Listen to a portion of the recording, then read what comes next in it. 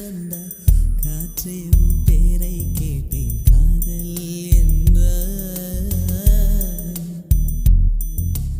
நேற்று நீ எங்கிருந்தாய் காற்றே நீ சொல்வாய் என்றேன் சுவாசத்தில் இருந்த